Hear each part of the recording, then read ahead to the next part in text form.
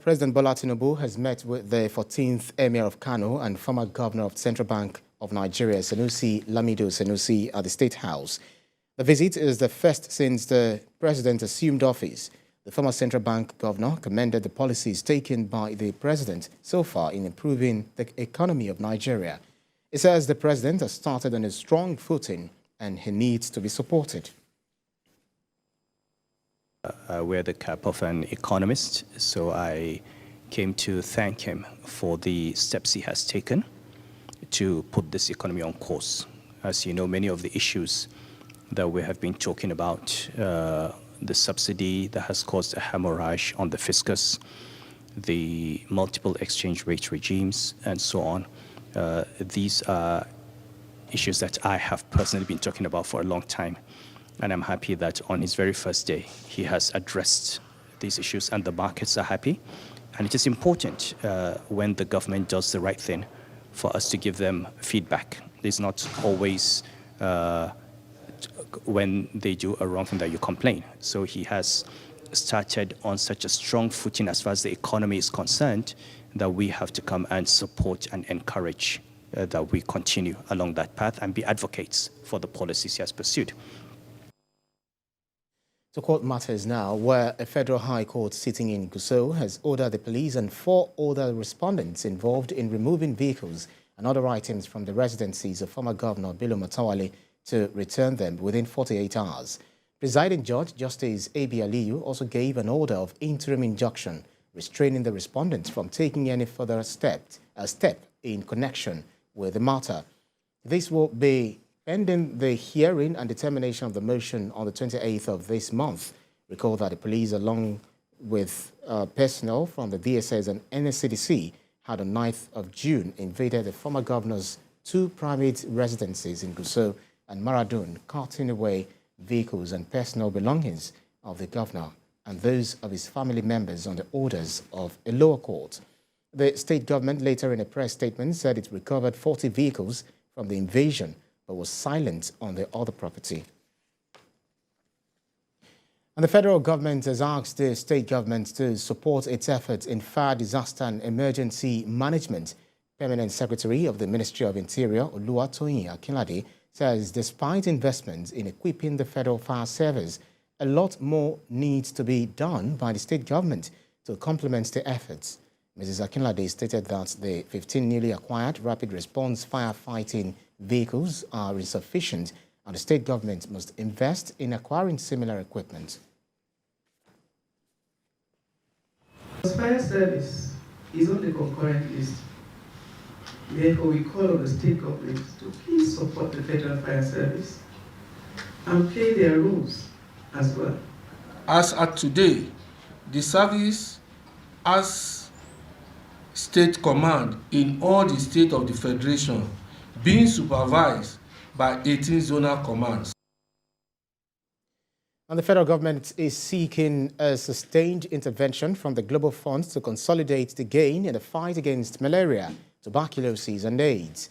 Secretary to the Government of the Federation, George Akume, made the appeal in Abuja while receiving in audience the delegation from the Global Fund to fight AIDS, tuberculosis and malaria and the country coordinating mechanism led by the acting chairman of Global Fund Country Coordinating Mechanism for Nigeria, Ayo Pimoye.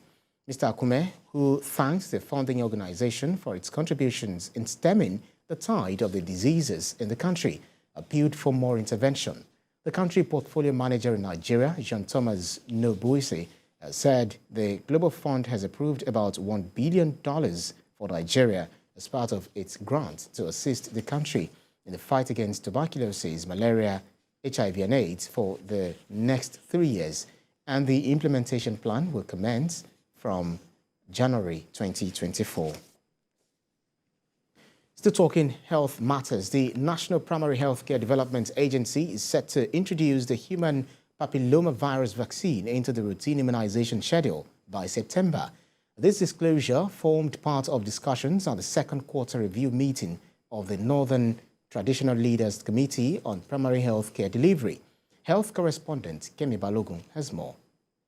Over the past few years, Nigeria has made significant progress in protecting children and the vulnerable population through strengthening primary healthcare centers in communities. With the need to still stamp its commitment to promoting preventive health care, the Primary Healthcare Development Agency is seeking the support of traditional rulers on the introduction of the human papillomavirus vaccine to the immunization schedule.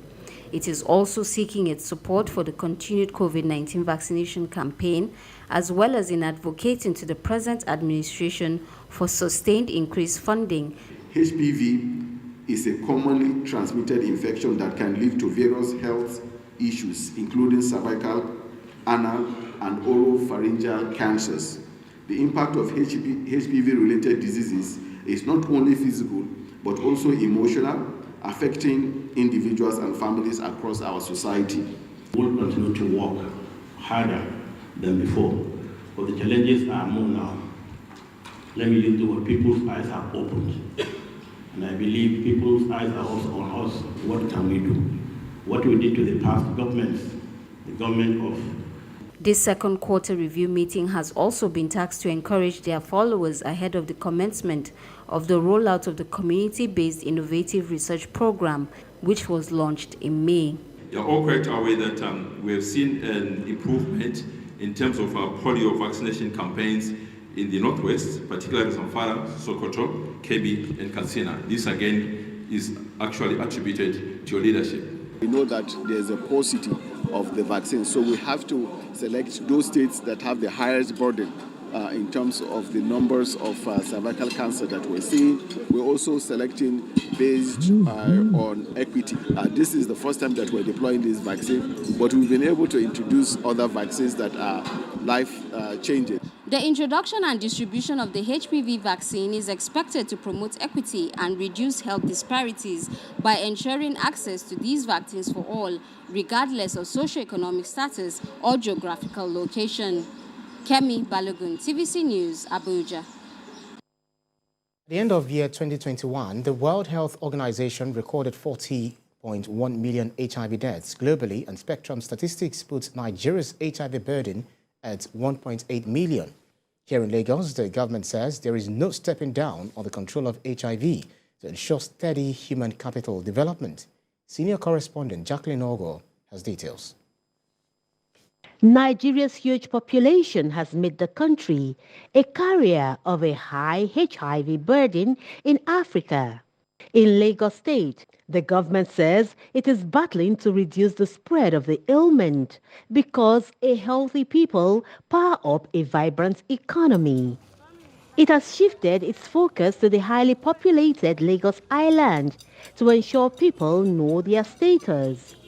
Persons who test positive will be started immediately on antiretroviral drugs free of charge to ensure speedy viral suppression. When the drugs are not used as prescribed by doctors, it results to full-blown AIDS. Iga Iduganron is the latest center of attention in Lagos. The people are being made to understand that sex is not the only route through which HIV can be contracted. The transmission of unscreened blood products to patients and mother-to-child transmission are also causative factors of the spread. Everybody keeps saying, oh, but HIV has gone, HIV has gone. This is the only way we can achieve it if we continue to do sensitization screening in all the LGAs and LCDAs so that the entire citizenry are aware of what the implications of HIV is, what the prevention methods are. The community dwellers seem to have acquired useful tips. I do the test once in a while whenever I see opportunity of doing it like this. If you know your status, your mind will be at rest. If you have it, doesn't mean that you'll be neglected by the government or whoever, because the next person, you can infect them. It's not something that you should keep discriminate people about, because it can still go. According to a 2022 statistic given by the National Agency for the Control of AIDS, 1.6 million people were recorded to be living with HIV in Nigeria. Advocates against the spread of the ailment say the government must not slow down its enlightenment campaigns to ensure the safety of lives. Jacqueline Ogo, TVC News, Lagos.